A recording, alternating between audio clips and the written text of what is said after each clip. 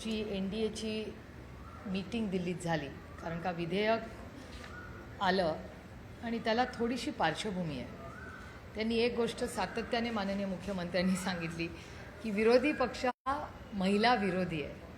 म्हणजे मला आश्चर्य वाटलं की माननीय मुख्यमंत्र्यांकडून माझा थोडासा अटॅक जरी असेल तरी तो वेगळ्या पद्धतीने करावा, कारण ह्या देशामध्ये पहिल्यांदा महिलांना आरक्षण देणारं राज्य म्हणजे तुमचा आणि माझा महाराष्ट्र आहे एक. त्यावेळीस माननीय मुख्यमंत्री आदरणीय शरदचंद्र पवार होते. त्यांच्या कॅबिनेटमध्ये आणि त्यावेळीस चर्चेमध्ये अनेक मतभेद झाले, पण आदरणीय पवारसाहेबांनी सगळ्यांची मनधरणी करून सगळ्यांना कन्व्हिन्स करून एक मताने या देशामध्ये महिला आरक्षणाचं बिल आदरणीय पवारसाहेबांनी आणलं आणि इम्प्लिमेंट देखील केलं. मागच्या आठवड्यामध्ये या बऱ्याचशा भारतीय जनता पक्षाच्या त्यांच्या आणि मित्रपक्षाच्या अनेक महिला आपल्या लॉबीमध्ये भेटल्या, कारण का त्या बॅल्कनीमध्ये ही सगळी प्रक्रिया बघायला आल्या होत्या. आणि त्यातली प्रत्येक महिला मला म्हणाली की आम्ही आदरणीय पवारसाहेबांचे मनपूर्वक आभार मानतो की त्यांच्यामुळे आम्हाला संधी मिळाली, आम्ही निर्णय प्रक्रियेत आलो. हा पहिला मुद्दा.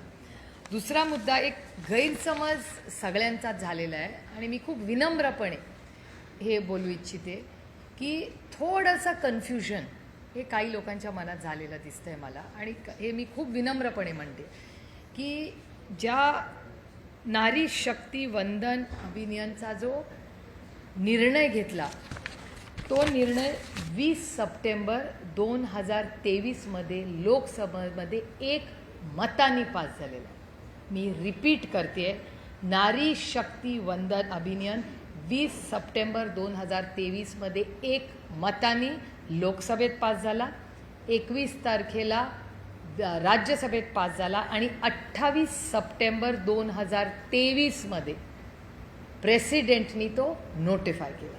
म्हणजे नारी शक्ती वंदन अभियान हे बिल युनॅनिमसली एक मताने पार्लमेंटनी पास केलेलं आहे. त्याची अंमलबजावणी 2024च्या लोकसभेत करणं आम्हाला अपेक्षित होतं. आणि आजही मी विनम्र विनंती करते, जी आम्ही ऑलरेडी पार्लमेंटमध्ये फ्लोअर ऑफ द हाऊसवर केलेली आहे ऑफिशियली पार्लमेंटमध्ये, की ह्या क्षणी तुम्ही ह्याचं इम्प्लिमेंटेशन करा. 543मधल्या 33% महिलांना आरक्षण तुम्ही लगेच द्या. आम्ही पूर्ण त्याच्यासाठी तयार आहोत. आमचा आग्रह आहे, आज आणि उद्या नाही, कालच हे करायला पाहिजे होतं. त्याच्यामुळे माननीय मुख्यमंत्र्यांना मला खूप विनम्रपणे विचारायचं आहे की जर 2023 आम्ही बिल पास केलं आहे तर आपण आता 2026 आहोत. 24, 25, 26 अडीच वर्ष झाले हे बिल पास करून. ह्याची अंमलबजावणी आत्ताच्या तत्कालीन भारत सरकारने का नाही केलेली? त्याच्यानंतर एवढी इलेक्शन झालेल्या बिलावर परत चर्चा कसली? कारण का हे बिल महिला आरक्षणाचं बिल नव्हतंच, हे बिल डिलिमिटेशनचं होतं. त्यामुळे कॉन्स्टिट्यूशन अमेंडमेंट जे करायचं होतं नारी शक्ती 33%च्या आरक्षणाबद्दल, ते आम्ही 3 वर्षापूर्वीच एक मताने केलं आहे आणि विरोधाचा विषय येतोच कुठे. आणि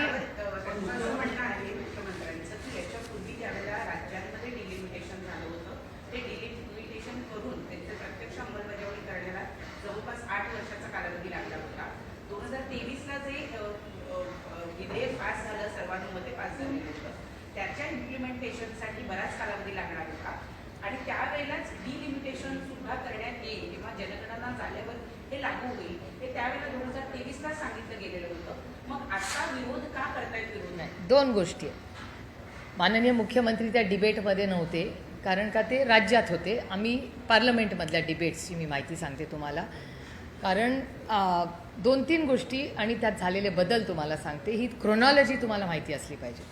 त्यावेळीस असं ठरलं होतं की डिलिमिटेशन आणि सेन्सस ह्या दोन्ही गोष्टी याची चर्चा त्या बिलामध्ये आहे. पण का सेन्सेस कुठला? तो येईल तो सेन्सेस ना. मग भारत सरकारने शब्द दिला होता ती सेन्सेस करणार. त्याच्यानंतर मागणी झाली की जातीय जनगणना करा, हा शब्द केला आणि जातीय जनगणना सुरू झाला पाहिजे. गेल्या 3 माझी स्वतःची बजेटमधली भाषणं काढून बघा त्याच्यात कास्ट सेन्सससाठी, जातीय जनगणनेसाठी तुम्ही पैसे दिलेले नाहीत, हे मी वारंवार केंद्र सरकारच्या बजेटच्या भाषणामध्ये बोलते. मग मला सांगा, जर तुमचं सरकार गेले 12 वर्ष आहे, मागणी झालेली आहे, तुम्ही कास्ट सेन्सससाठी हो म्हणलेला आहात, मग सेन्सस वेळेवर सुरू केलं का नाही? तुम्हाला जर माहिती होतं की महिला आरक्षण, डिलिमिटेशन या सगळ्या गोष्टी, कास्ट सेन्सस आपल्याला टाईम बाउंड मॅनरमध्ये करायचं, एवढं मोठं तंत्रज्ञान आणि यंत्रणा आहे, जर आधारसारखा मोठा कार्यक्रम हा देश घडवू शकतो, तर मग ह्या सगळ्या गोष्टी का नाही भारत सरकार करू शकत? कारण का त्याची इच्छाशक्तीच नव्हती करण्याची. दुसरी एक गोष्ट मला तुम्हाला सांगितली पाहिजे की जेव्हा आता ही एक गोष्ट वारंवार चर्चेत येते, माननीय मुख्यमंत्री म्हणाले की नाही मला माहिती नाही, पण आम्हाला जेव्हा मागच्या सेशनमध्ये, एक तर ह्या सेशनचं टायमिंगची गरज काय, म्हणजे सगळी 4 राज्यात इलेक्शन चाललं होतं, तातडीने सगळे कामं सोडून त्या सेशनसाठी गेले, क्या पाया? राज्यसभाचं 3 दिवस उगत चालली. एखाद्या दिवस आम्ही पेट्रोल डिझेलचा भाव वाढला, सिलेंडरचा भाव वाढला आणि आंदोलन केलं, तर आम्हाला चेअरवरनं सांगण्यात येतं करोडो रुपयाचं नुकसान होतंय, कशाला तुम्ही पैसे वाया घालवताय? हाच प्रश्न आज मला भारत सरकारला विचारायचा आहे की 3 दिवस राज्यसभा चालली, 3 दिवस लोकसभा चालली, क्या पाया? काय गरज होती करोडो रुपयाचा चुराडा करायची? त्याच्याऐवजी आज वेस्ट एशियामध्ये जो क्रायसिस चाललाय त्याच्यावर का नाही स्टेटमेंट भारत सरकारने केलं? सिलेंडरचे जे इश्यूज तुमच्या सगळ्या चॅनलवर चालतात, महागाई वाढली आहे, बेरोजगारी वाढली आहे, महिलांवर ज्या होणारे महाराष्ट्राचे अत्याचार वाढले, महिलांच्यावर अत्याचार वाढल्यानंतर आज अनेक गोष्टी आहेत. सगळीकडे विशाखा कमिटी आहे का, हा एक पहिला मुद्दा महाराष्ट्रात आज अतिशय महत्त्वाचा आहे. महिला कमिशन, तुम्हीच आत्ता म्हणल्या की दिल्लीवरनं महिला कमिशनच्या महिला आज आल्या होत्या, मग महाराष्ट्रात महिला कमिशनला आहे का कोणी? आता ती जागा रिक्त आहे, म्हणजे विशाखा कमिटी सगळ्या झाल्या आहेत का माहिती नाही. आज महिला आयोगाला अध्यक्ष महाराष्ट्रात आहे का, देशाच्या आल्या होत्या, आनंदाची गोष्ट आहे, पण महाराष्ट्राला स्वतःची नको का एक महिला आयोग? एवढं जर महिलांचे अत्याचार वाढत असतील, महिला पोलीस ह्यांच्यासाठी तुम्ही काही वेगळं करताय का? त्याचं पेट्रोलिंग वाढवताय का? त्यांच्यासाठी त्यामध्ये गुलाबी गाड्या आल्या होत्या, त्या तुम्हाला कुठे दिसतात का हो? मला तरी दिसत नाहीत कुठे. केवढा गाजावाजा करून इलेक्शनच्या आधी एवढ्या त्या गुलाबी गाड्या, आम्ही पण गेलो तो फ्लॅग ऑफ बघायला, आम्हाला अभिमान आहे, ठीक आहे ना, विरोधात असलो म्हणून चांगल्याला चांगलं म्हणावं. जेव्हा माननीय मुख्यमंत्री चांगल्या गोष्टी करतात आम्ही करतो ना कौतुक, ही लोकशाही आहे. पत्रकार परिषदेमधला एक महत्त्वाचा मुद्दा आहे, त्यांनी युपीएला एक दाखला देत असं म्हटलेलं आहे, 29ला महिला आरक्षण लागू झालं असतं, मात्र डिलिमिटेशन लागू झालं नसतं. माझं म्हणणं आहे की डिलिमिटेशनचा आणि महिला आरक्षणाचा संबंध काय? नाही, त्यांचं असं म्हणणं आहे की विरोध तुम्ही केला, 29ला लागू होणार म्हणून. ते जुना दाखला देत म्हणतात लागू होणार. माझा आदरणीय माननीय मुख्यमंत्र्यांना एक विनम्र प्रश्न आहे की डिलिमिटेशनचा आणि महिला आरक्षणाचा संबंध काय? काय संबंध मला सांगा ना. तुम्ही एक विधेयक आणलं महिलांना आरक्षणाचं, 543 करून टाका, आत्तापर्यंत झालं असतं. मग मला कळलं असतं की माझा मतदारसंघ आरक्षित आहे का नाही, बारामती लोकसभा महिला आरक्षित आहे का नाही, आत्तापर्यंत कळलं असतं ना. डिलिमिटेशनमध्ये तुम्ही का घालताय? तुम्ही 543चा निर्णय तत्कालीन का घेतला? कोणी थांबवलं या सरकारला? आमची तयारी आहे. आणखीन एक थोडंसं क्रोनॉलॉजीमध्ये तुम्हाला परत मागे नेते. आम्हाला जेव्हा बोलवण्यात आलं तेव्हा आम्हाला सांगण्यात आलं की 50% सीट्स आम्ही प्रत्येक राज्यात वाढवणार. मग त्याचं काय झालं? ते बिलात का नाही आलं? एवढं तुम्ही सेशन बोलवलं, सेशनच्या आधी अनेक गोष्टी आम्हाला सांगण्यात आल्या, मग त्या का नाही बिलात आल्या? एवढं सेशन बोलवलं, त्याच्या आधी मीटिंग्स घेतल्या सगळ्या विरोधी पक्षाबरोबर. इथे एक वेस्ट एशियामध्ये क्रायसिस चाललंय, तुमच्या सगळ्या चॅनल्सवर रोज दाखवत आहेत की आपल्याच एका बोटीवर अटॅक झाला, आपले लोक जगभरात अडकले, तिथे बॉम्ब फुटतो.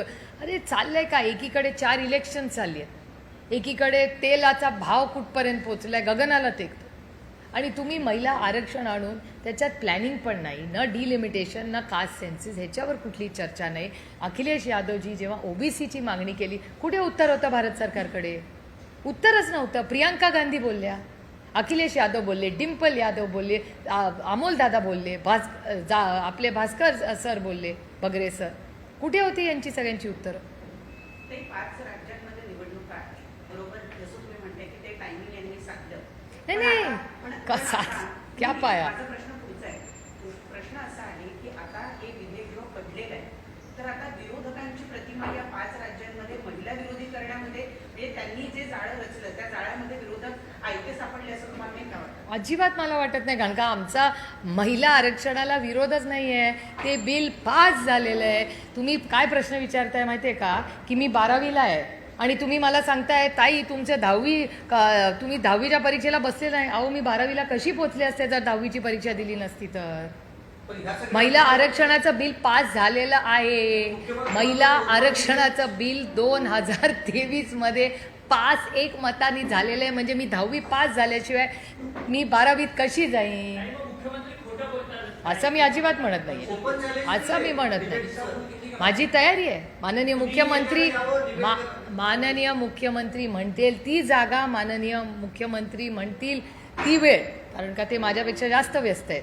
त्याच्यामुळे ते म्हणतील ती वेळ विनम्रपणे, आमच्यापैकी कोणीही विरोधक म्हणून नाही, पण देशाला वास्तव कळलं पाहिजे. कारण का महिला आरक्षणाला विरोधच नाही आहे ना. बिल पास झाल्या. अहो बाळ तुमचं 10वी पास झालेलं आहे ऑलरेडी. ते 12वीत गेले आणि 12वीत तुम्ही विचारताय 10वीचं सर्टिफिकेटच नाही. अरे मग मी 12वीत 11वी 12वी केली कशी जर 10वीत पास. अरे काय विषयच नाही ना, कारण का डिबेटच नाही आहे. जर माननीय मुख्यमंत्री मला म्हणाले तुमचा महिला विरोध आहे, मी म्हणेन अहो आम्हीच एकमताने बिल पास केलं, तुमच्याच सरकारने आमचे आभार मानले बिल पास करताना. जरा डिबेट ते महिला आरक्षणाचा बिलचा विषयच नाही आहे. विषय फक्त डिलिमिटेशनबद्दल सीमित आहे.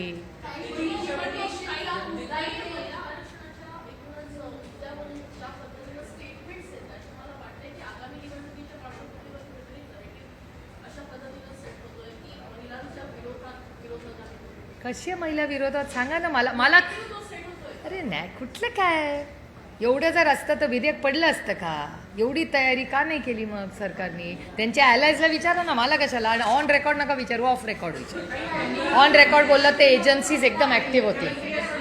हा आंदोलन जनआंदोलन उभारणार, सगळ्या महिलांमध्ये या संदर्भात जनजागृती करणार आहेत की कशा पद्धतीने विरोधकांनी एकमताने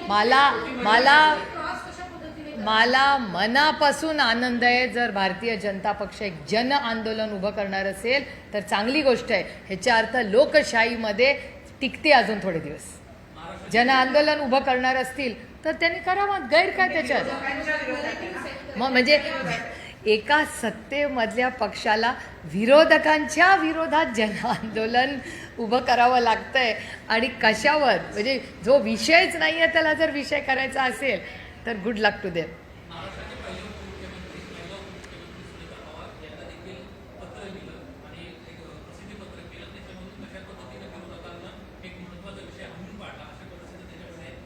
हो ही लोकशाही आहे, प्रत्येकाला काय पण बोलायचा अधिकार आहे. आपण त्या गोष्टीला वास्तवतेपासून दूर असेल तर काय करू शकतो माणूस. म्हणजे मला अजूनही विश्वास बसत नाहीये की जे विधेयक पास झालंय ते मूल 10वी पास झालेलं आहे ऑलरेडी.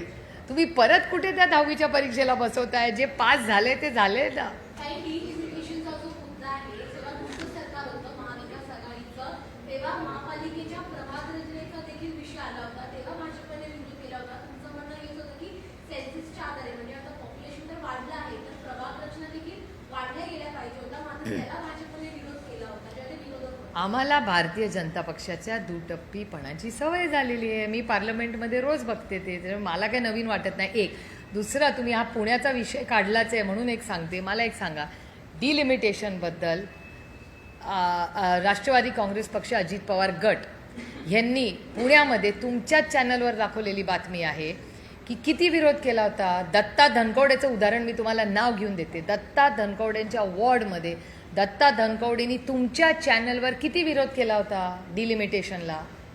पुण्यामध्ये सगळ्यांचं म्हणणं होतं की पाहिजे तसे वॉर्ड ह्यांनी पाहिजे तसे फोडले, त्याला काही नियम कायदा लागू झालेला नाही. सगळे कोर्टात गेले, कुणाला न्याय मिळाला. आणि ही फक्त पुणे म्युन्सिपल कॉर्पोरेशनचं एक उदाहरण मी तुम्हाला देते. अशी राज्यात देशात उदाहरणं आहेत.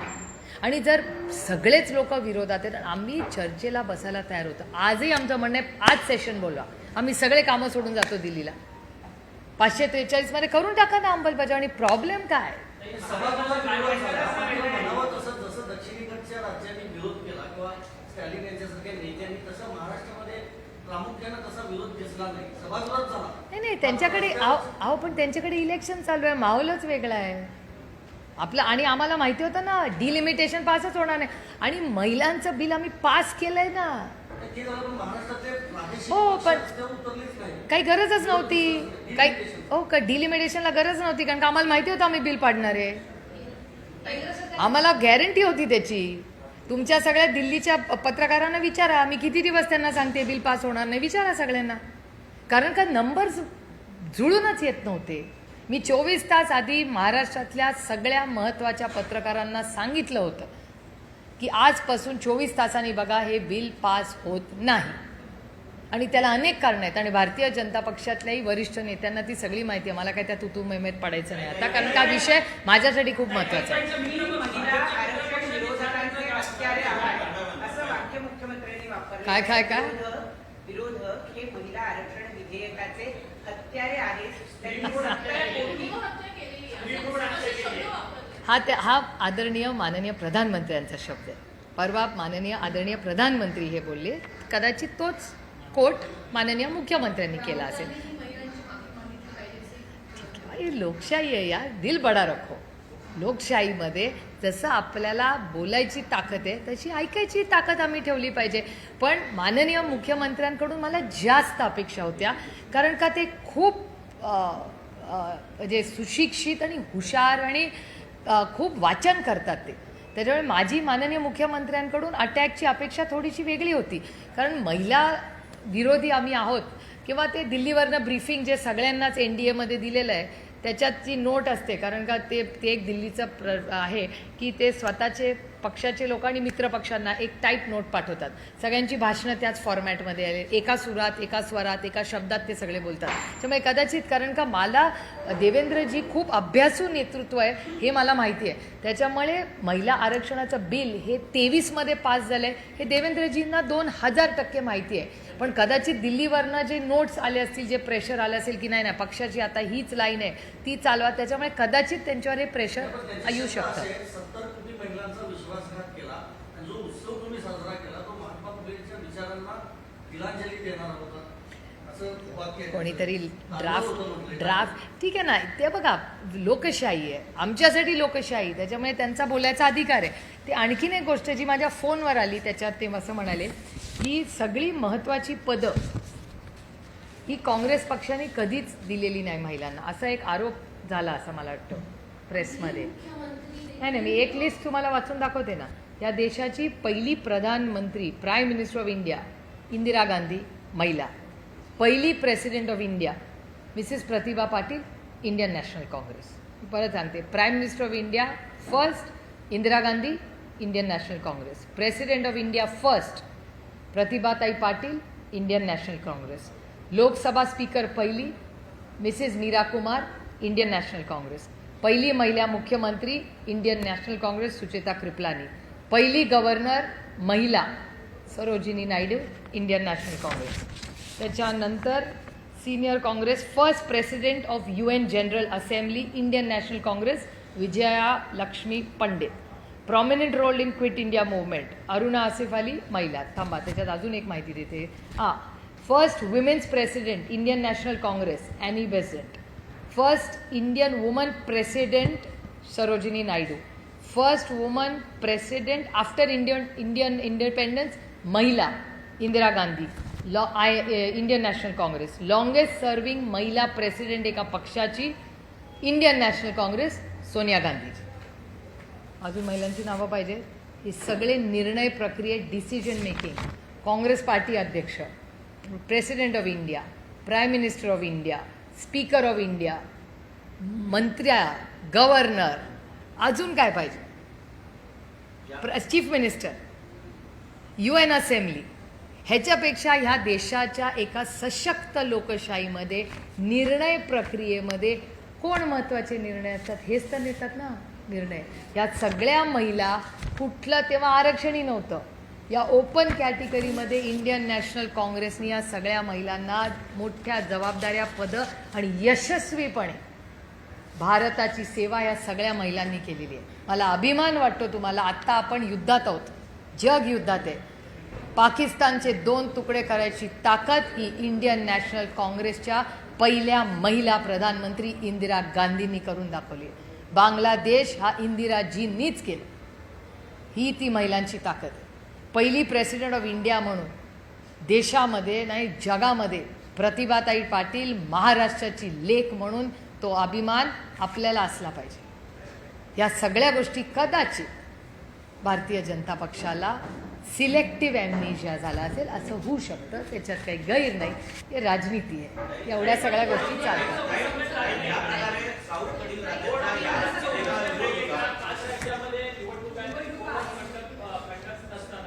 प्रधानमंत्री भाषण देतात आहेत सगळीकडे या सगळ्या संदर्भात पत्रकार परिषदा होतात. हो ठीक आहे ना. त्यांनी यंत्रणा चालवली आहे दिल्लीवरनं. सगळ्यांना सांगितलंय करा. ठीक आहे ना. What is wrong with it. लोकशाहीमध्ये थोडंसं आंदोलन वगैरे. आणि मला आनंद एका गोष्टीचा वाटतोय. हां, आणखीन एक माननीय मुख्यमंत्री म्हणले ते म्हणजे माझ्या फोनवरचं मी सांगते जे काय पार्ट्समध्ये मी पूर्ण नाही त्यांचं बघितलं, पण 2-4 महत्त्वाचे मुद्दे जे ऐकलेले हे महिला प्रक्रिया. मी त्याला डिटेल त्याचं उत्तर तुम्हाला दिलेलं आहे आणि फॅक्च्युअल. माननीय मुख्यमंत्री असं म्हणाले की पक्षामध्ये 33%. आता जर एवढंच भारतीय जनता पक्षाला महिलांच्या न्याय द्यायचा आहे तर 50% सीट त्यांनी भारतीय जनता पक्षाला पुढच्या लोकसभेत 50% द्या. 33 कशाला, 50% सीट द्यावा. त्याच्यावर माननीय मुख्यमंत्री असं म्हणाले की असं करणं शक्य नाही आहे, कारण तृणमूल काँग्रेस करू शकते, ममता बॅनर्जी करू शकतात, तर भारतीय जनता पक्ष पण करू शकते ना. कळला हा विषय कळला ना तुम्हाला. 33% आरक्षण आम्हाला उगाच नाही म्हणण्यापेक्षा पार्टी विदिन पार्टी द्या तुम्ही. एवढं त्यांचं आंदोलन वगैरे करायचं आहे तर त्याच्यावर माननीय मुख्यमंत्री असं त्यांच्या प्रेस कॉन्फरन्स म्हणले की विरोधात दुसरं कोणी असेल तर अडचण काय फरक पडतो. एकदा आपण एक मोठा सोशल चेंज करायचा निर्णय जो होगा सो होगा. सत्ता गेली तरी चालेल, पण आम्ही आमच्या भारतातल्या महिलांना संधी देणार, कम वॉट मे. काय हरकत आहे ती लाईन घ्यायला. सगळ्याच पक्षांनी घ्यावी. माझं काय म्हणणं नाही. मागणी करायला आम्ही 33% आरक्षण महिलांसाठी ऑलरेडी पास केलेलं आहे. त्याची आम्ही सत्तेत असतो तर आतापर्यंत अंमलबजावणी करून आम्ही कामाला लागलो असतो. कुठल्या सिच्युएशनमध्ये सगळ्या विरोधकांचं एकमत होईल आणि महिला आरक्षण हे 2029ला लागू होईल. आमचं काय पॅरामीटर असतील असं तुमचं म्हणणं आहे? आमचं ऑलरेडी एकमत आहे. आम्ही 2023मध्ये बिल पास केलेलं आहे. मी पुन्हा सांगते, प्लीज कन्फ्यूज होऊ नका. सिम्पल आहे. मूल 12वीत आहे, तुम्ही 10वी पास झालं का नाही प्रश्न विचारताय. 10वी पास झाल्याशिवाय मूल 12वीत जाणार कसं. तसंच 2023मध्ये आम्ही महिला आरक्षण बिल एक मताने आम्ही सगळ्यांनी हे पास केलेलं आहे. अंमलबजावणी करायचा अधिकार हा सरकार आणि इलेक्शन कमिशनचा असतो. त्यांनी तो तातडीने करावा. आम्ही त्या दिवशीही विनंती केली होती. आज नोटिफाय करून 543मध्ये करून टाका. It's already done. का सरकार निर्णय घेत नाही मला कळत नाही आहे. तो ball is not in our court, ball is in government's court. त्याच्यामुळे जेव्हा हे आंदोलन करताय मला ते आंदोलन महिलांच्या बाजूनी नाही आहे. ते डिलिमिटेशनमध्ये सीट वाढवत नाही आहे. त्याच्यात त्यांचं 2/3 झालं तर मग ते संविधान बदलू शकतील. अब की बार 400 बार बदलेंगे संविधान. हे त्याच्या मागचं मोठं षडयंत्र आहे.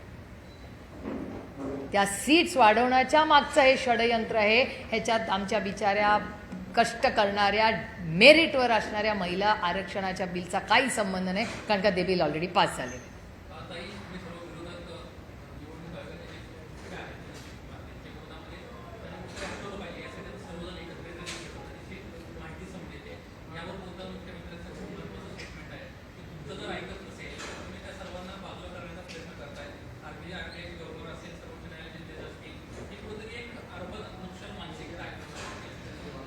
RBIच्या गव्हर्नरचा आणि आम्ही विरोध करायचा संबंध कुठे. कोणी कधी केला आहे RBIच्या गव्हर्नरचा. उलट बरं झालं तुम्ही हा प्रश्न वेधला. मला आश्चर्य वाटतंय माननीय देवेंद्रजी हे कसं बोलले, कारण का देवेंद्रजींना नक्कीच माहिती आहे की त्यांच्या सरकारच्या काळात अनेक RBIच्या गव्हर्नरनी राजीनामे दिलेत. कोणी त्यांना जा म्हणून म्हणलेलं नाही, राजीनामे दिलेत. कारण का पॉलिसी पॅरालिसिस हा आरोप मी करत नाही आहे, हा गव्हर्नरांनी केलेला आहे. त्याच्यामुळे मला आश्चर्य वाटतंय की माननीय मुख्यमंत्री असं कसं म्हणाले, कारण का RBI गव्हर्नर आफ्टर गव्हर्नरांनी राजीनामा या सरकारमध्ये दिला आहे. आम्ही कधी मागितलेला नाही. एक, ज्युडिशरीबद्दल आमच्याकडून कधीही चुकीचं वर्तन झालेलं नाही. आमची एवढीच मागणी की ज्या जजच्या घरामध्ये नोटा सापडल्या, त्याच्यावर या सरकारने काय ॲक्शन घेतली, एवढीच आमची मागणी, जी फक्त आमची नाही आहे, सामान्य जनतेची मागणी आहे ही. आणि तिसरं, तुम्ही जे इलेक्शन कमिशनचं म्हणताय, इलेक्शन कमिशनचा सगळ्यात मोठा विक्टिम महाराष्ट्र आहे. ज्या पद्धतीने 2 पक्ष फोडले, कागदपत्र आमच्या बाजूनी असताना, बाळासाहेब ठाकरे हयात असताना ज्या पक्षाची स्थापना त्यांनी केली, हयात असताना, माझ्यानंतर हा पक्ष उद्धव बाळासाहेब ठाकरे बनणार हे त्यांनी सांगितलेलं असताना, उद्धवजींना त्या पदावर बसून बाळासाहेब जायच्या आधी हा निर्णय झालेला असताना, ज्या पद्धतीने जो पक्ष उद्धवजींकडून काढून घेतला, ती केस मी पाहिली ना. आणि आमचंच बघा ना, आदरणीय पवारसाहेब स्वतः संस्थापक आहेत, सगळे कागदपत्र आमच्या बाजूने आहेत. असं असतानाही राष्ट्रवादी काँग्रेस पक्षाची विभाजनी केली, 2 पक्ष केले.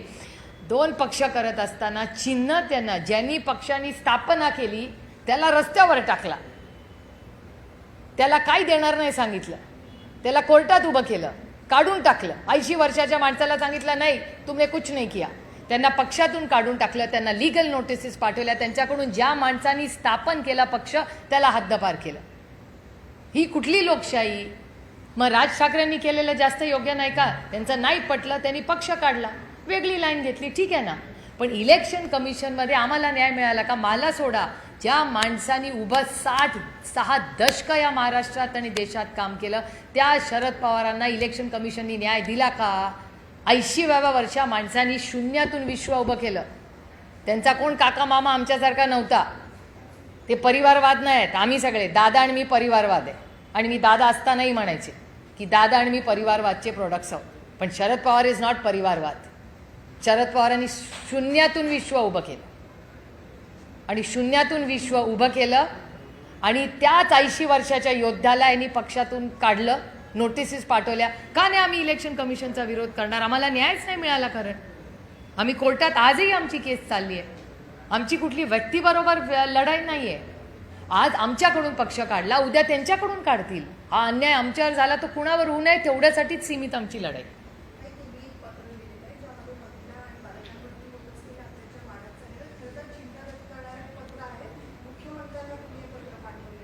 खरं तर माझ्या माननीय मुख्यमंत्र्यांकडून खूप अपेक्षा आहेत. कारण ह्या भोंदू बाबाच्या केसमध्ये राऊत साहेब असतील, मी असतील, हे बघा, ही लोकशाही असती. विरोधक म्हणून काय रोजच आम्ही काय त्यांच्याबद्दल वाईट बोलणं हे गरजेचं नाही. आम्ही त्यांच्याबद्दल, ते जेव्हा चांगलं काम करतात तेव्हा देवेंद्रजींचा मीही कौतुक करते, राऊत साहेबही करतात, त्याच्या उलट्या बातम्या पण तुम्ही करतात. पण कधीतरी एका लोकशाहीमध्ये एखाद्याने चांगलं काम केलं त्याच्याबद्दल चांगलं बोललंच पाहिजे. आणि या भोंदू बाबाच्या केसमध्ये ज्या पद्धतीने जेव्हा केस सुरू झाली तेव्हा ज्या पद्धतीने होम मिनिस्ट्रीने ॲक्शन घेतली ही कौतुकास्पद आहे. आणि आमची एवढीच अपेक्षा आहे की माननीय मुख्यमंत्र्यांनी कुठल्याही दबावाखाली येऊ नये आणि पारदर्शक, तिथल्या महिला असतील, ती हवालाची केस असतील, हे पैसे कुठून कुणाचे कुठून कसे जात आहेत, बाहेर जात आहेत, खूप मोठा मनी लॉन्ड्रिंगचं रॅकेट आहे असं साधारणपणे सगळे वर्तमानपत्र आणि चॅनल्स बघितलं तर दिसतंय. ह्या सगळ्या परिस्थितीमध्ये आमची अपेक्षा आहे की आत्ता मग नाशिकची केस आली, बऱ्याच ठिकाणून काल तर एक आदिवासी मुली गायब होत आहेत अशीच तुमच्या चॅनलवर बातमी आली, अतिशय चिंताजनक आहे. त्याच्यामुळे मी माननीय मुख्यमंत्र्यांना एक पत्र आज सकाळी लिहिलेलं आहे. त्याच्यात मी माननीय मुख्यमंत्र्यांना एवढीच मागणी केली आहे, मगाशी मी बोलले तसं, की प्रत्येक ऑफिसमध्ये विशाखा कमिटी आहे का नाही, त्याची अंमलबजावणी होते का नाही, त्याचे नियम कायदे पाळणे, ह्याचा राज्याचा आढावा माननीय मुख्यमंत्र्यांनी घ्यावा. आज परिस्थिती जेव्हा गंभीर आहे महाराष्ट्रामध्ये आणि आज त्यांनी जे बिल घेतलं त्याला महाराष्ट्रात महिला आयोगाला अध्यक्ष नसल्यामुळे केंद्रातल्या महिला आयोग त्यांना बोलवायला लागल्या. तर मग महाराष्ट्रात लोकल महिला आयोग नको का? कारण का त्याला एक अध्यक्ष नको का? आता ह्या ज्या आदिवासी मुली गेल्या, मिसिंग मुली आहेत, त्यांना कोण न्याय देणार? त्याच्यानंतर महिला पोलिसांबद्दल अनेक सूचना आल्या आहेत. त्या पिंक गाड्यांचा एवढा मोठा कार्यक्रम झाला, त्याचं पेट्रोलिंग का नाही वाढवत आहे? मग प्रत्येक पोलीस स्टेशनमध्ये प्रत्येक महिलेला आधार वाटला पाहिजे जाताना की मी पोलीस स्टेशनला गेले, माझ्यावर अन्याय झाला आहे, मला न्याय मिळेल. ह्याच्यासाठी आम्ही करू ना मदत महाराष्ट्र सरकारला. अनेक NGOज आहेत, आम्ही सगळे विरोधात असलं तरी कॉमन मिनिमम प्रोग्रॅम जर काढला. आता कुपोषणासारखा विषय, कुपोषणात काय आमचं वेगळं मत असणार आहे का मुख्यमंत्र्यांपेक्षा? का नाही काही गोष्टींवर आपण एकत्र महाराष्ट्राच्या हितासाठी काम करायचं? त्यांनी हाक दिली तर आम्ही देऊ ना. मी ह्याच्या ड्रग्सबद्दल किती वेळा महाराष्ट्राच्या माननीय मुख्यमंत्र्या तुमच्या चॅनलवर मी त्यांना किती विनंती केली आहे की तुम्ही ड्रग फ्री महाराष्ट्र करा, आम्ही ताकदीने देवेंद्रजींच्या मागे उभं राहू. का नाही आम्ही हे करणार? पहिलं मी नेहमी सांगते, पहिला देश, मग राज्य, मग पक्ष आणि मग कुटुंब. त्याच्यामुळे देशासाठी, राज्यासाठी आणि पक्षासाठी आम्ही ताकदीने या ऑर्डरमध्ये काम करू. आणि ऑपरेशन सिंदूरमध्ये जेव्हा हल्ला झाला पेहलगाममध्ये, ऑपरेशन सिंदूरला सगळ्यात ताकद पहिली राष्ट्रवादी काँग्रेस पक्ष आणि आदरणीय पवार साहेबांचं स्टेटमेंट होतं की आम्ही देशाबरोबर आहोत.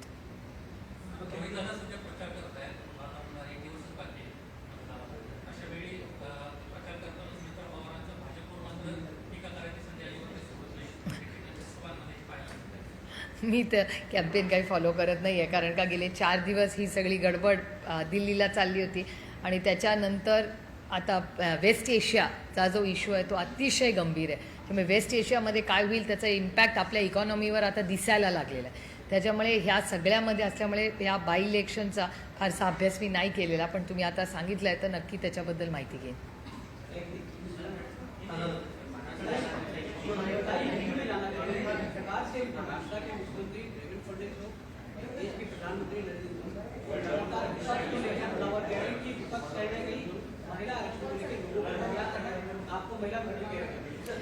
मुझे आश्चर्य लगा क्योंकि महाराष्ट्र के मुख्यमंत्री जी बहुत विद्वान हैं और उनका अनुभव भी बहुत ज़्यादा है.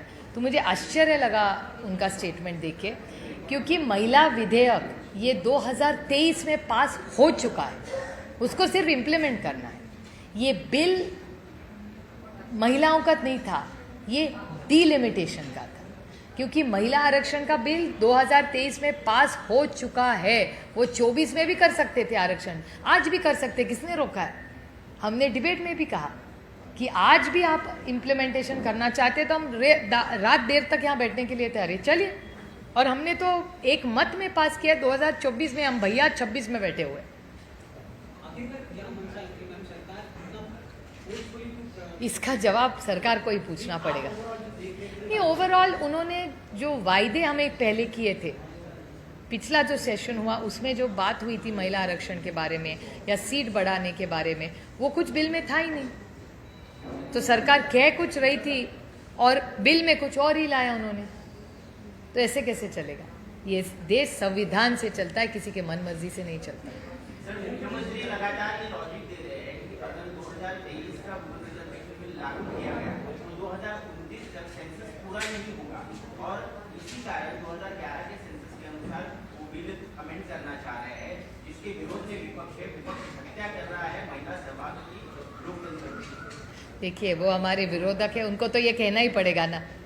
बेचारे मुख्यमंत्री जी क्या कर सकते हैं? वो ये सब दिल्ली में हुआ है, उनको शायद मुख्यमंत्रियों को शायद बताया भी नहीं गया होगा कि दिल्ली में क्या हुआ. उनको शायद पहले बताया नहीं होगा कि डिलिमिटेशन का बिल उसमें डाल रहे, क्योंकि हमें तो नहीं बोला था, क्योंकि हमने तो बिल पास कर चुके. हमने 23 में बिल पास कर चुके. तो इम्प्लीमेंटेशन आज नहीं कल भी कर सकती है सरकार, पहले भी कर सकती थी, 24 में भी कर सकती थी, करना चाहती थी. तो क्यों नहीं किया भारत सरकार ने? सेंसस की प्रक्रिया में किसने रोका है? बजट में क्यों नहीं दिया उन्होंने पहले? और प्रक्रिया में हमने कास्ट सेंसस भी मांगा है. तो इतने दिनों से क्या कर रही है फिर भारत सरकार? क्यों नहीं कास्ट सेंसस किया? बजट देखिए आपने 3 साल में कितना कम बजट सेंसस में. अगर ये सरकार कास्ट सेंसस सीरियसली करना चाहती थी, जातीय गणना करना चाहती थी, तो पहले क्यों नहीं किया? इतना डिले क्यों है? नॉर्थ साउथ डिवाइड की जो आरोप हो रहे हैं उस पर उन्होंने कहा कि साउथ के स्टेट्स अगर देखें तो डिलिमिटेशन के बाद मार्जिनल बढ़ोतरी हो रही है वहाँ के कॉन्स्टिट्यूएंसीज में. तो ये भी आरोप खारिज हो जाता है. नंबर क्या है उसका? कोई हमें समझाए कि क्या बेसिस पे सीट बढ़ेंगे? उसका फॉर्मूला क्या है? 50% पर मैडम आप कह रही है, 50% का बिल में क्यों नहीं है? फिर बिल में क्यों नहीं भारत सरकार ने डाला? अगर उन्होंने ये लाया है और 50% का प्रस्ताव है तो वो बिल में क्यों नहीं लिखित दिया? आप इसी के लिए हाउस बुलाए ना 3 दिन, तो फिर लिखित में क्यों नहीं दिया भारत सरकार ने? बताइए आप मुझे.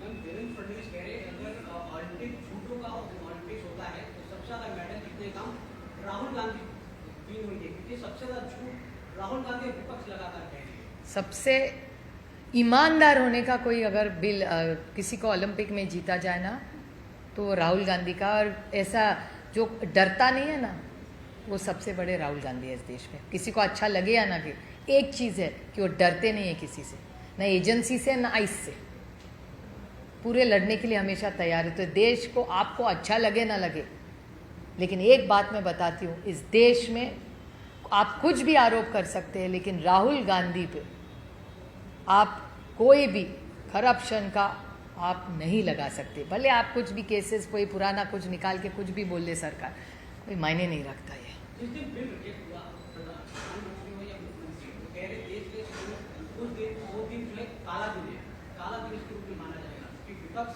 नहीं चाहता था कि बिल पास हो, इसलिए ये दिन काला दिन इसके रूप में माना जाएगा। ये कहने के लिए बहुत सारी है। काला दिन कौन सा था इस देश में, मैं आपको गिनवा सकती हूँ। महाराष्ट्र में अभी जो लड़कियों की तस्करी हो रही है ना अभी, वो इस राज्य के लिए काला दिन है। जिस दिन भोंदू बाबा ने हर लड़की को बुला बुला के उसको एक्सप्लॉइट किया ना, वो इस देश के लिए काला दिन है। जिन्होंने उनके गंदे पैसे हवाला में परदेश में भेजे ना, वो इस राज्य के लिए काला दिन है। इसके बारे में कभी किसी ने सोचा है? जिस दिन बॉम्बिंग हुई और सिलेंडर नहीं मिल रहा था बहुत सारे घरों में, उस दिन बच्चे खा नहीं पाए क्योंकि सिलेंडर घर में नहीं पहुंचा, उसको काला दिन कहते हैं। जिस दिन लाखों लोगों की नौकरियां चली गई ना ये वॉर के कारण, आज आप जाए ना संभाजी नगर, वहाँ प्लीज़ जाइए आप, वहाँ की MIDC है ना, वहाँ देखिए क्या हो रहा है। जिस दिन दिल्ली में गुड़गांव में आप ही के चैनल ने दिखाया ना, वहाँ एक बड़ा आंदोलन खड़ा हो रहा था ना, वो इस देश के लिए काला दिन है। जिस दिन 1 साल किसान दिल्ली में बैठे रहे, वो इस देश के लिए काला दिन नहीं, महीना नहीं, साल रहा है। फिर सरकार ने यू टर्न किया। ये सब काले दिन है इस देश के, क्योंकि भूल गई है ये सरकार कि हमने महिला आरक्षण का बिल पास कर चुके हैं। मुझे आश्चर्य लग रहा है कि इतने विद्वान हमारे माननीय मुख्यमंत्री है, बहुत पढ़ते हैं, उनको भी अंतरात्मा में पता है कि ये बिल पास हो चुका है, पर बेचारे करे क्या? दिल्ली से इतना प्रेशर होगा कि ऐसा ही सबको बोलना है, एक आवाज़ में बेचारे सब बोल रहे हैं। सबको अंतर में पता है, अंतर मन में उनको पता है ये बिल पास कर सका, इसका इम्प्लीमेंटेशन हो सकता है। सरकार नहीं करना चाहती। एक्चुअली मुझे बोले तो भारतीय जनता पार्टी ही महिला खिलाफ है।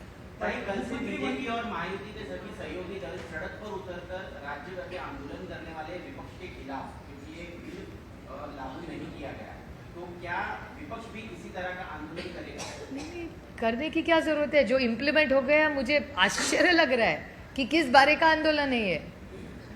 आंदोलन की मैं तो पहली बार ही देखा है कि सत्ता पक्ष विपक्ष के खिलाफ आंदोलन कर रहा है। एक सशक्त लोकतंत्र में ये भी हो सकता है, अच्छी बात है, करे, क्यों ना करे। बट मुझे सिर्फ बड़ी विनम्रता से उनको कहना है कि महिला आरक्षण का बिल 2023 में पास हो चुका है। आपका बच्चा 10वीं पास हो चुका है, वो अब 12वीं में पहुंच गया है, और आप 12वीं में बच्चा बैठ रहा है, पढ़ रहा है 12वीं का अभ्यास, और आप पूछ रहे 10वीं का आपका रिजल्ट दिखाइए। बच्चा जाएगा कैसा 12वीं में जब 10वीं पास ही नहीं हुआ होगा? तो मुझे आश्चर्य लग रहा है कि भारत सरकार ये लाइन कैसे लग रही है, क्योंकि प्लीज रीड माई लिप्स। नारी क्या बोलते हैं वो बिल को ये लोग, महिला आरक्षण का बिल का, नारी शक्ति नारी शक्ति वंदन अधिनियम बिल 20 सितंबर 2023 में एक मत से पार्लियामेंट में, लोकसभा में पास हो चुका है। 21 सितंबर 2023 में राज्यसभा में पास हो चुका है, और 28 सितंबर 2023 में उसको प्रेसिडेंट ऑफ इंडिया ने नोटिफाई किया है। तो 2023, 24, 25, 26, 2.5 साल पहले नारी शक्ति वंदन अभियान एक मत से इस देश में पास हो चुका है, 2.5 साल पहले। लेकिन वही मुख्यमंत्री ये कह रहे हैं कि 2023 में इससे नंबर नहीं था, इसलिए आपने समर्थन किया बिल को, बिल पास है। एक मत से हुआ ना, विरोध तो कर सकते थे ना, किसने रोका था? आप सोचिए, थोड़ा थोड़ा आप क्रोनोलॉजी देखिए। इस देश में पहला आरक्षण कौन से राज्य ने दिया? वो जिस राज्य में आप बैठे ना, महाराष्ट्र ने दिया।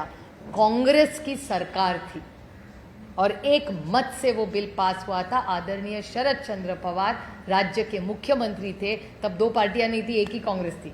इंडियन नेशनल कांग्रेस की सरकार ने महाराष्ट्र में ये बिल पास किया हुआ है। मुख्यमंत्री देवेंद्र फडणवीस ने ये चैलेंज भी दिया, ओपन चैलेंज, कि कोई भी विपक्ष की महिला मेरे से आके इस बात पे डिबेट करे। महिला क्यों करे, पुरुष भी कर सकते हैं। महिला की इसमें भी क्यों जेंडर में, महिला बोला है उन्होंने खासतौर पर। महिला हो या पुरुष, इसमें भी विभाजन करेंगे अभी माननीय मुख्यमंत्री जी।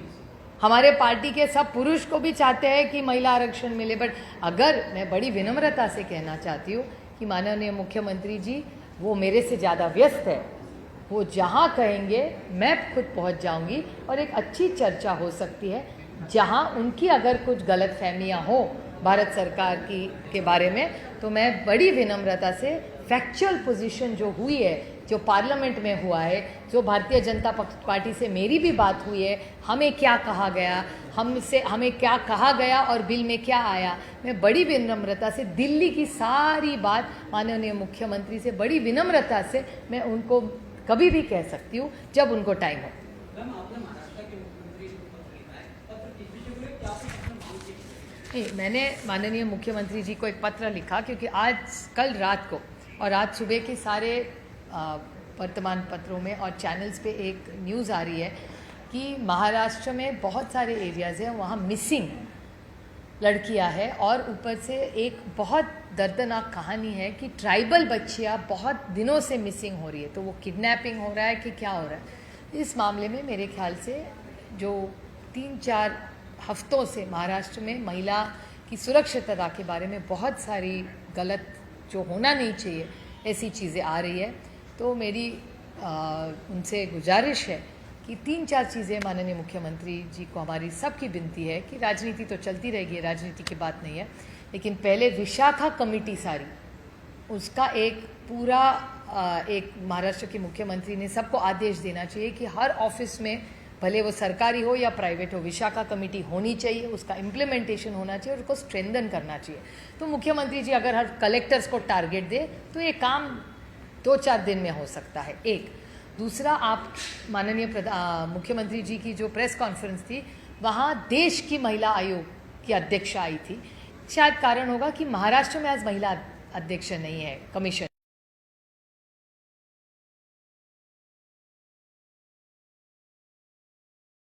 कारण होगा कि की जो पुलिस है, महिला पुलिस, उसके लिए एक पिंक फ्लीट इस सरकार ने भी शुरू की थी, महाविकास आघाड़ी के वक्त भी उद्धव जी के नेतृत्व में चलाई थी। उसको और एक्सपैंड करे और पेट्रोलिंग बढ़ाए कि हर महिलाओं के लगे कि पेट्रोलिंग है, एक पुलिस की गाड़ी आ रही है तो मैं सुरक्षित हूँ। और हर पुलिस स्टेशन में हर लड़की को महाराष्ट्र में गारंटी देनी चाहिए कि वो अगर पुलिस स्टेशन गई तो उसको न्याय मिलेगा, उसका मैका होना चाहिए, ऐसा वातावरण होना चाहिए। यही हमारी मांग है। और इसके लिए भले NGOs हो या पॉलिटिकल पार्टी हो, राजनीति चलती रहेगी। इस मामले हम लोग बिल्कुल राजनीति नहीं लाना चाहते। अगर माननीय मुख्यमंत्री और उनकी सरकार को जो भी मदद हम कर सके, हम भी पूरी ताकत से उनके साथ खड़े रहेंगे। लेकिन महाराष्ट्र की हर व्यक्ति को सुरक्षित लगना ये सरकार की जिम्मेदारी है। मैम, पश्चिम बंगाल की पूछो। मुख्यमंत्री कह रहे हैं कि तकरीबन करोड़ों के स्तर पर वो महिलाओं के साइन लेंगे और साइन लेकर बिल के समर्थन में जाकर दिल्ली भेजेंगे, फिर आपके खिलाफ आंदोलन भी खिलाफ खड़ा करना चाहते हैं। तालुका हो, तहसील में जाकर महिलाओं को बताएंगे कैसे। एक सशक्त लोकतंत्र है भाई, हर एक को क्या इस तरीके से जाके लोगों को समझाने की जरूरत पड़ेगी? कोई ऐसा है कि जो चीज़ हो चुकी है, मुझे आश्चर्य लग रहा है कि जो बिल 2023 में अगर ये लोगों के लिए पास जाएंगे तो लोग भी कहेंगे कि भैया ये तो 23 में पास हो चुका बिल है, पुरानी चीज़ें कुछ नया बताइए, महंगाई कम करिए, बेरोजगारी कम करिए, हमारा सिलेंडर का भाव बढ़ रहा है उसको कम करिए। ये तो है। मुझे तो लग रहा है कि ये सारा जो बवाल ये कर रही है, ये छिप रही है सरकार इकोनॉमिक क्राइसिस से। वो इकोनॉमिक क्राइसिस में कुछ सच नहीं इस देश को बताना चाहती, इसलिए शायद एक बड़ा षड्यंत्र आम आदमी को फंसाने के लिए हो सकता है।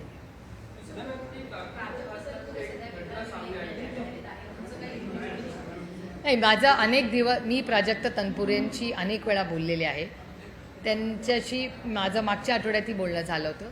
तेव्हा त्यांनी मला असं सांगितलं होतं की ते इलेक्शन आत्ता लढू इच्छित नाही आणि त्यांचं काही चर्चा झाली तर आत्ता मी लढणार नाही असं त्यांनी मला सांगितलं होतं आणि पुढे आपण एकत्र काम करत राहू असं प्राजक्त तनपुरे स्वतःच मला म्हणलेले आहेत आणि मागच्याच आठवड्याची गोष्ट आहे. त्याच्यानंतर मी 4-5 दिवस दिल्लीला त्या कामात होते.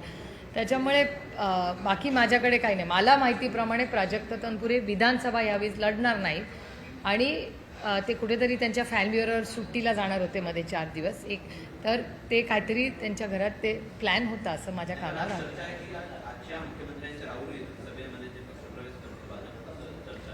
शक्य असेल, मला तरी काही ते बोललेले नाही आहेत तसं. आणि प्राजक्त तनपुरेंबरोबर मी अनेक वर्ष एकत्र काम केलेलं आहे. मागच्या आठवड्यात मी स्वतः त्यांच्याशी बोललेले आहे आणि त्याच्यामुळे त्याची माहिती मला तरी नाही ते जाणार असतील तर.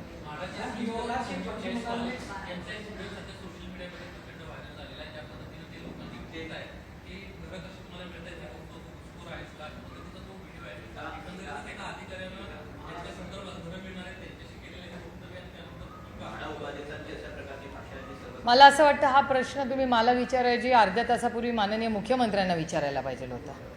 जेव्हा माननीय मुख्यमंत्री 2023च्या गोष्टी तुम्हाला सांगत होते, हा प्रश्न त्यांच्या टीमचा माणूस आहे, त्यांनी याचं उत्तर द्यायला पाहिजे. कारण का हे माननीय मुख्यमंत्र्यांनी, त्यामुळे तुम्ही मला जो प्रश्न विचारला आहे तो मी तुमच्या माध्यमातून माननीय मुख्यमंत्र्यांना विनम्र विनंती करते की असं हे व्हिडिओ एक व्हायरल आलेला आहे तर तुम्ही त्याचं कृपा करून स्पष्टीकरण द्यावं.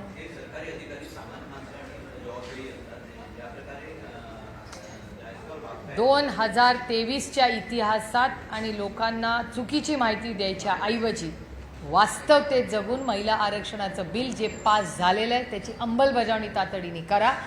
आणि जयस्वालजी जे बोलता आहेत तो व्हिडिओ माननीय मुख्यमंत्र्यांच्या एफिशियंट ऑफिसनी नक्कीच त्यांना दाखवला असेल तर त्याच्यावर त्यांनी काहीतरी ॲक्शन तातडीने घेतली पाहिजे, एवढी आमची अपेक्षा.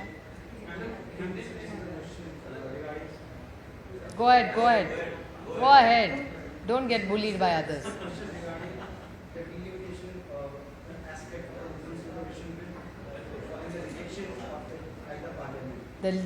The women's bill has nothing to do with the delimitation. These are two separate issues. We have already passed the Mahila Arakshan bill in 2023. It is already passed by Government of India, by the Parliament of India, which is the supreme authority in a democracy. So that bill is already passed. So where's the question? Government can say what they want. What is factual? In a democracy, everybody has a right. It will be interesting to watch a government of time protesting against opposition. This is an interesting. This makes us feel good about our vibrant democracy. Government should, with full humility, accept that they didn't have the numbers to push a delimitation bill, which they have failed and they have not kept their word.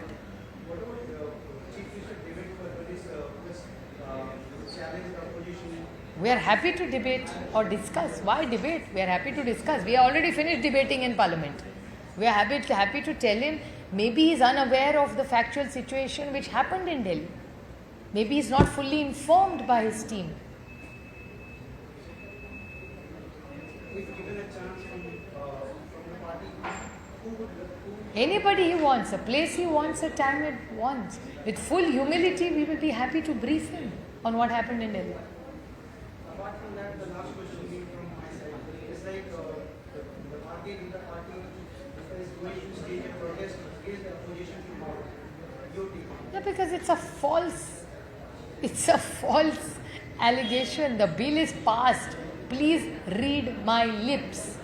The Mahila Arakshan bill is passed in Indian Parliament on 20th of September 2023 in Lok Sabha. It's passed in Rajya Sabha on 21st of September 2023 and it's notified by the President of India on 28th of September 2023. That is 12 plus 12, 24 plus 6. How much is that? 30 months ago we have passed it. So we have already passed the bill. Now we are talking limited of delimitation. I, with full humility, think that possibility. Bharatiya Janata Party is a very intelligent party. I am so surprised that they are confused between Mahila Arakshan and delimitation. I have written a letter to the Honorable Chief Minister because crime against women has gone up and it's very, very alarming. The number of missing women in Maharashtra is escalating. Tribal girls there's a huge exploitation. So I think it's very alarming and the Chief Minister of Maharashtra needs to step in. मतलब बोला एक ऐसी घटना है जिस पर आप बार-बार insist भी करती है कि खासकर महिलाओं को परिवर्तन करने के लिए एक एनजीओ के जरिए कोशिश की जा रही है। प्रमुख है रियाज गाजी को पुलिस ने गिरफ्तार भी किया जा रहा है। लेकिन हम बार-बार देखते हैं नासिक की घटना हुई उसके बाद नागपुर में ये घटना सामने आ रही है कि कोई एनजीओ वो प्रमुख है और महिलाओं को अंदर करने की कोशिश कर रहा है जबरदस्ती कर रहा है। किसी महिला के साथ कोई भी जबरदस्ती होगी, किसी महिला के साथ कहीं भी, तो government has to step in. ये देश किसी के मनमानी से नहीं होता, कायदे से और भारत रत्न डॉक्टर बाबा साहेब अम्बेडकर के संविधान से चलता है। तो मेरे ख्याल से अगर कोई भी गलत काम कहीं भी राज्य या देश में हो रहा हो तो सरकार ने संविधान की चौखट में रह के उस महिला को न्याय देना चाहिए। Okay, thank you. Thank you.